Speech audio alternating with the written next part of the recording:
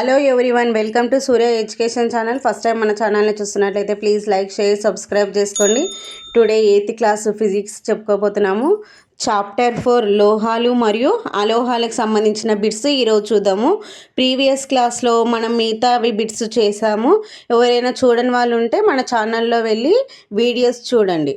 First question, స్వభావపరంగా sulphur dioxide ఏ క్షారాక్సైడు, B ఆమ్లాక్సైడు, C తటస్థ oxide, D ద్వంద్వ స్వభావ ఆక్సైడ్.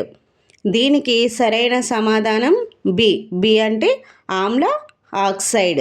సరైన సమాధానం బి, ఆమ్ల ఆక్సైడ్. సెకండ్ క్వశ్చన్ చూడండి.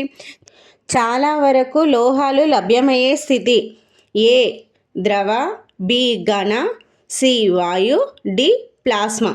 దీనికి సరైన సమాధానము బి ఘన. చాలా వరకు లోహాలు లభ్యమయ్యే స్థితి ఘనస్థితి లోపలనే మనకు లభ్యం కావడం జరుగుతుంది. నెక్స్ట్ థర్డ్ క్వశ్చన్ చూడండి.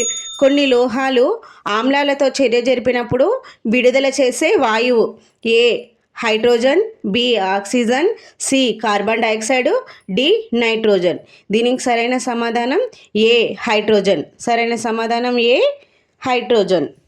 Next last question.